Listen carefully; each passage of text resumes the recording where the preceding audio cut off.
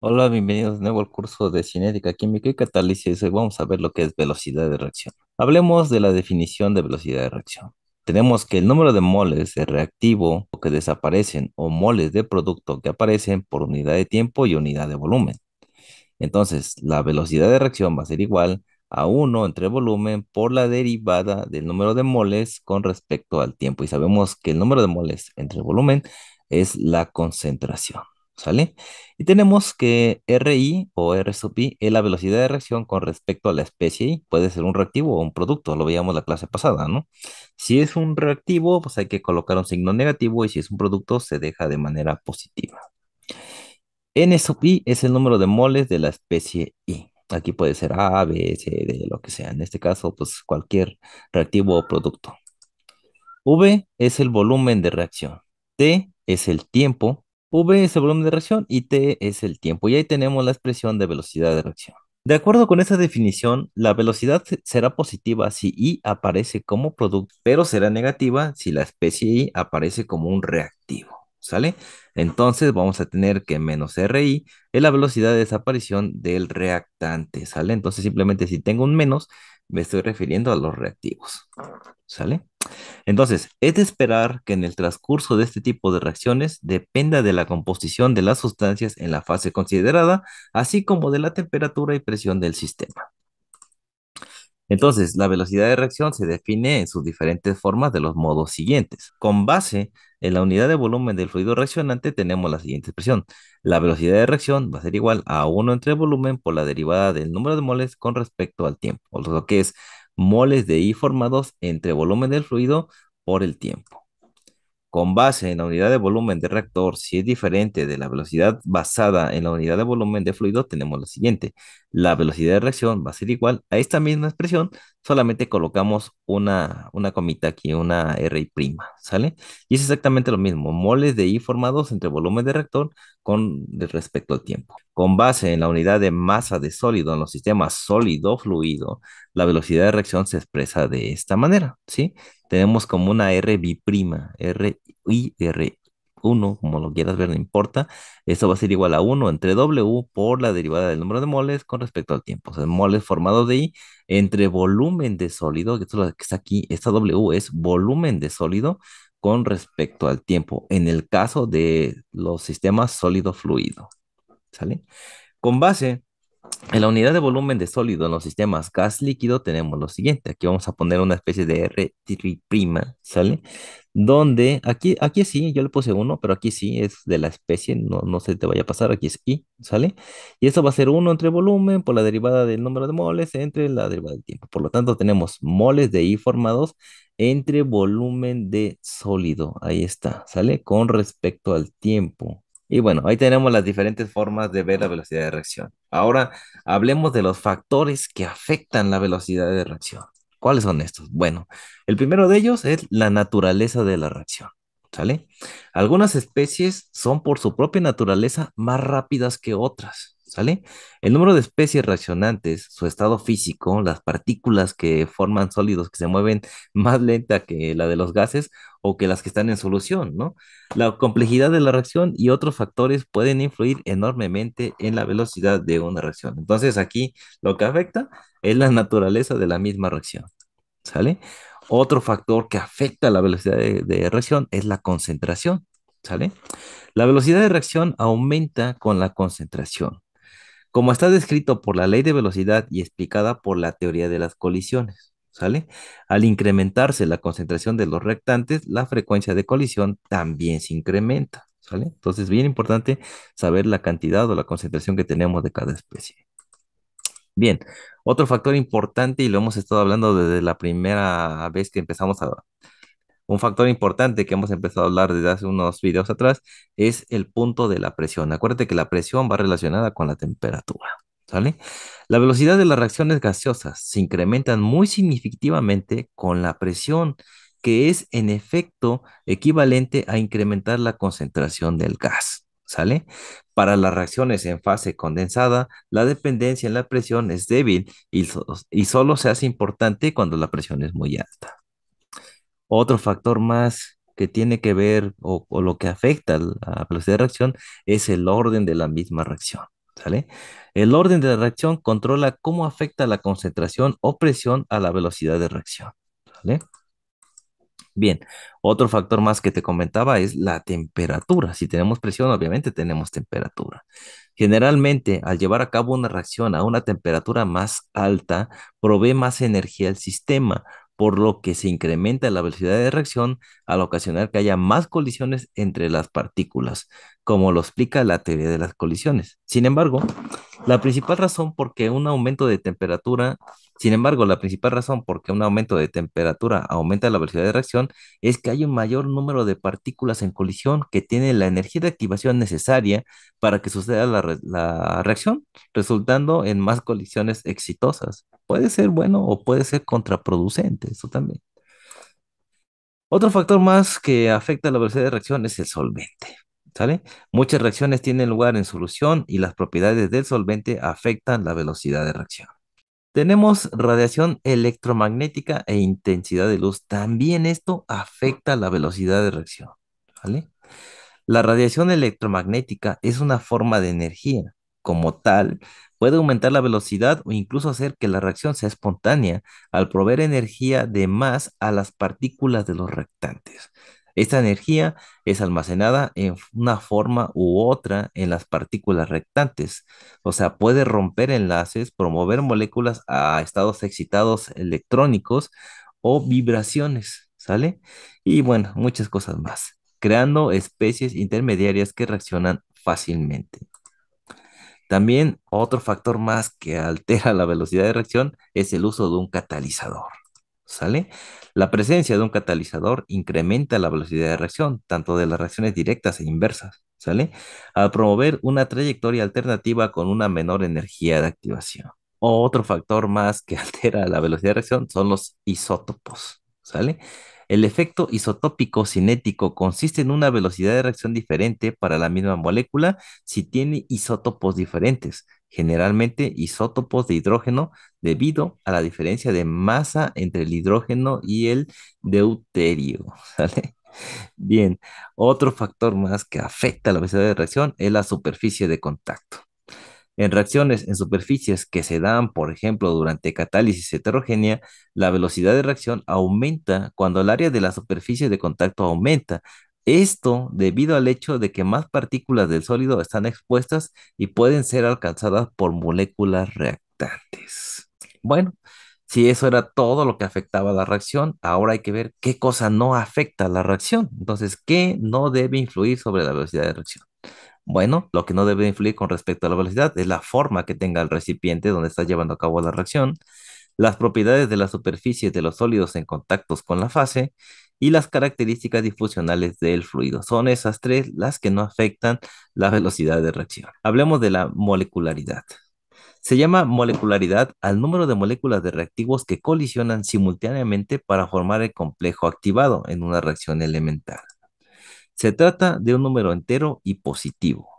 Se distinguen reacciones unimoleculares, bimoleculares y termoleculares, ¿sale?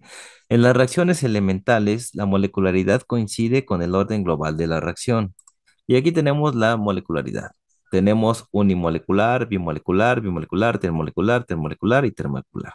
La reacción elemental que representa a cada una de ellas y la ecuación cinética. Pues tenemos una unimolecular, o sea, nada más tenemos un reactante que nos da productos.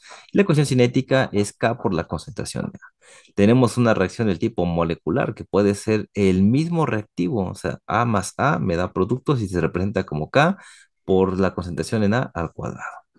Tenemos una bimolecular que puede ser entre dos moléculas completamente, o dos reactivos completamente diferentes, A más B, que me da productos, por lo tanto esto va a ser K por la concentración de A por la concentración de B. Y tenemos las termoleculares, puede ser tres veces el mismo reactivo, y eso sería K por la concentración A al cubo. Una termolecular puede ser dos reactivos iguales y uno desigual, y también tenemos una termolecular, K por la concentración en A al cuadrado por la concentración de B. O podemos tener diferentes reactivos que nos den productos. que sería ABC, y eso sería K por la concentración de A, por la concentración de B, por la concentración de C. Y ahí tenemos los diferentes modos de la molecularidad con su reacción elemental y su ecuación cinética. Hablemos de las reacciones no elementales, ¿sale? Reacción que transcurre en varias etapas elementales secuenciales que forman el mecanismo de la reacción, en las que aparecen varios intermedios de reacción y que concluye con la formación de productos. La suma de las etapas individuales en la reacción global, la suma de las etapas individuales es la reacción global. El mecanismo de reacción debe ser corroborado experimentalmente, ya que pueden existir varios mecanismos que expliquen la reacción de estudio. La transformación ocurre a través de un conjunto de reacciones, son los mecanismos de reacción, en las que se va generando varios compuestos intermedios de reacción que concluyen en la formación de productos. ¿Cuáles son las características de los productos intermedios? Estos son un poquito difíciles de calcular, no son tan fáciles de calcular, ¿sale? Estos son muy reactivos, existen en concentraciones muy bajas y su vida es muy corta. Hablemos de la naturaleza de los productos intermedios. Tenemos los radicales libres, átomos o grupos atómicos con electrones desapareados. Tenemos a los iones, átomos, moléculas o grupos atómicos cargados eléctricamente. Y son moléculas muy reactivas. Ojo con esto, es complicado hacer estos cálculos, no te voy a decir que no, pero bueno, vayamos a ver de qué trata todo esto, ¿no? Bien, hablemos de los complejos de transición. Iones inestables de moléculas que pueden descomponerse para dar productos o bien para formar moléculas en estado normal, ¿vale? Vamos a ver un ejemplo. Tenemos el siguiente mecanismo de reacción. A más B reversible me da R más S, ¿sale? Entonces aquí hay que ver todo el mecanismo de la reacción. Vamos a decir que primero A más B me genera C y que C se descompone en D más R, pero al mismo tiempo D también se puede descomponer en S. Eso es lo que sucede en esta reacción. Entonces hay muchas reacciones intermedias. Y aquí, pues como buenos ingenieros químicos o buenos químicos industriales, pues ya saben que simplemente hay que cancelar unas unidades para que esto pueda ocurrir. Entonces, esta con esta se cancelan. Aquí está un producto y aquí está un reactivo, esta con esta se van. Y luego aquí tenemos pues lo siguiente, que me va a quedar simplemente A más B y me queda aquí R más S. Acuérdate que este es un producto y un reactivo, esta con esta se cancela y solamente me queda A más B reversible R más S. Y ahí está todo lo que pasó con esta reacción química. ¿Qué pasó aquí entre medio? No lo sé, hay que averiguarlo y hay que seguirlo investigando, ¿no? Entonces, lo que pasó ahí en esto que estás viendo aquí es, primero teníamos los reactivos AB, ahí estaban. Después fuimos hacia el complejo activado y resulta que aquí en este punto se produjo C. Después C se descompuso en D más R que tenemos en esta parte de aquí, ¿sale? Pasó todo esto de aquí para que se descompusiera C en estos productos. Esta reacción es muy lenta, esta es rápida y esta también de aquí es rápida. Entonces vamos en este punto. C se descompone en D más R, ¿sale? Ahí está. Y luego nada más D se descompone en S, formando R más S. Y ahí tenemos los productos, ¿sale? Y bueno, los intermedios corresponden a los mínimos de la curva de energía. El tiempo de vida de estos intermedios depende de la profundidad de este mínimo. A mayor profundidad, mayor tiempo de vida. Entonces, como veremos aquí, no hay demasiada profundidad, por lo tanto, su vida es muy corta. Hablemos de la etapa controlante. La etapa controlante o limitante de un mecanismo de reacción. Es la etapa más lenta de entre las que componen el mecanismo. Su velocidad de reacción será la velocidad de la reacción global. Una reacción nunca puede ocurrir más rápido que su etapa más lenta. Ten mucho cuidado con eso. Y bueno, tenemos la siguiente expresión. 2NO2 me da NO más NO3. Y tenemos otra reacción que es NO3 más CO más NO2 más CO2. Aquí tenemos la reacción elemental lenta, que es esta que está aquí. Y tenemos una reacción elemental rápida. Lo que tenemos que hacer aquí es simplificar la expresión para tener la reacción global. Ya te había dicho cómo. Los que estén del lado izquierdo y del lado derecho se cancelan. ¿Sale? Entonces aquí tenemos NO con NO, pum, se van. Ya está. Y nos va a quedar NO2 por más CO, que es este que tenemos aquí. No te olvides, estamos sumando esto que está aquí, aquí está. Luego tenemos el NO2 que está aquí y este que está aquí. Recuerda que este con este se eliminaron. Ya está. ¿Sale? Y bueno, hacemos la simplificación, tenemos la reacción global. Ahora, Una nota que te dejo aquí. La reacción global es la suma de las dos etapas elementales. Eso yo creo que ya lo sabías. Pero bueno, por eso está en pequeñito la nota. Bien, tenemos el NO3, es un intermedio de reacción y generalmente no se puede cuantificar, ¿sale?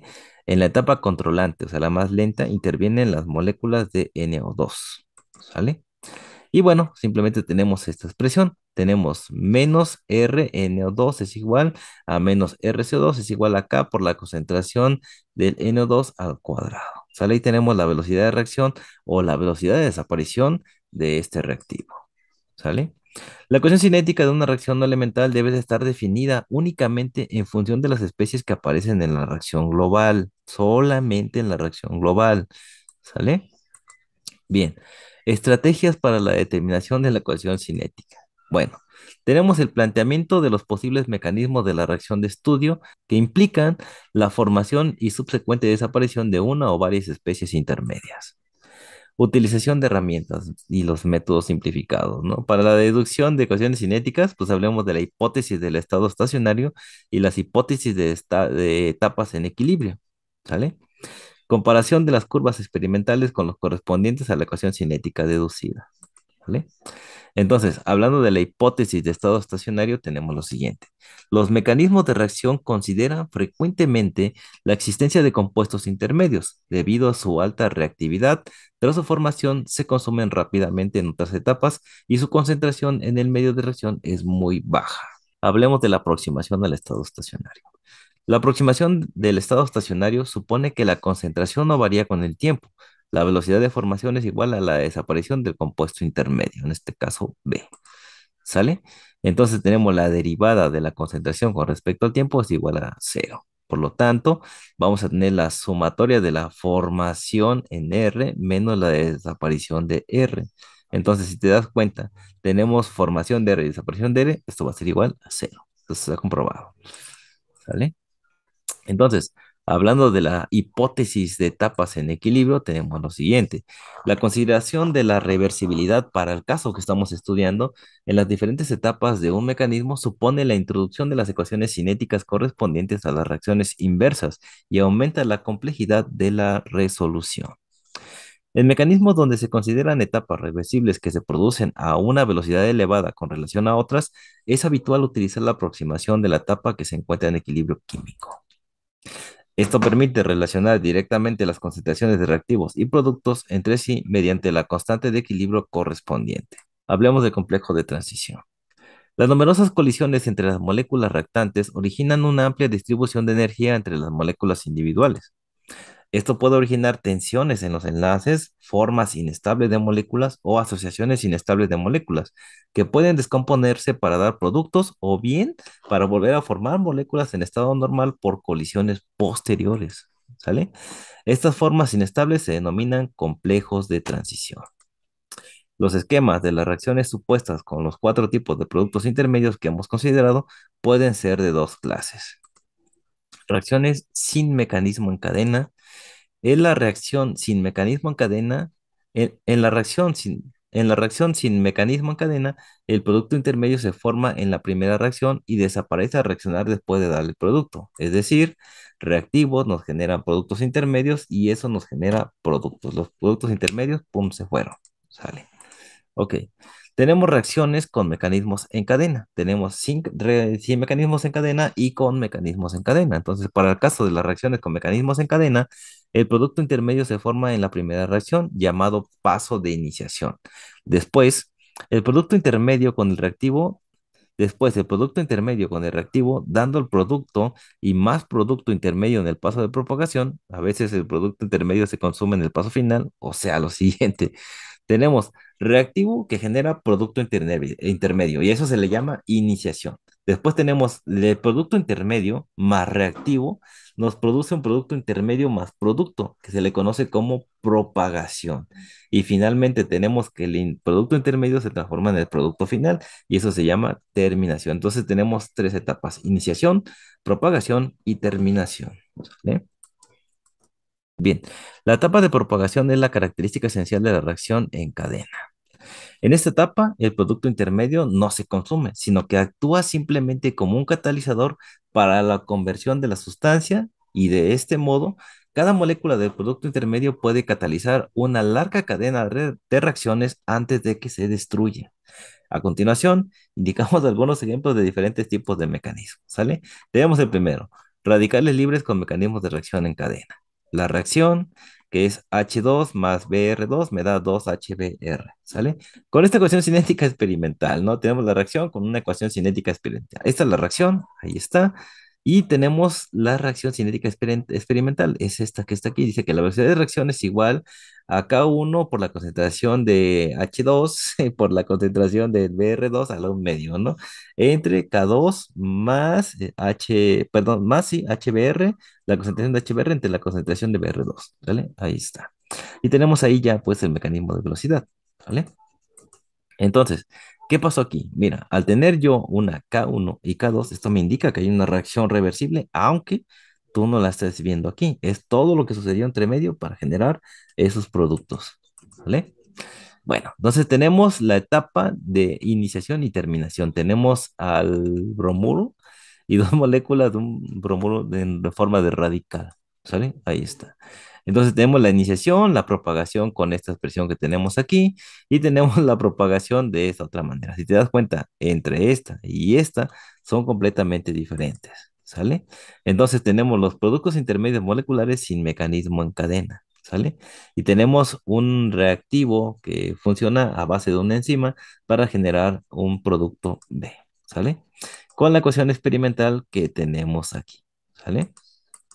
Entonces, se considera que se efectúa a través del producto intermedio A enzima como sigue, ¿no? Entonces tenemos A más la enzima, pues un radical ahí con la enzima, luego tenemos el radical más la enzima que me genera un producto R más la enzima, lógicamente. Entonces, en tales reacciones, la concentración del producto intermedio podría dejar de ser insignificante, en cuyo caso se requiere un análisis más especial, ¿sale? Y bueno, tenemos el tercero, ¿no? Que es el complejo de transición sin mecanismo en cadena, ¿sale? La descomposición es espontánea del azometano o la descomposición espontánea del azometano.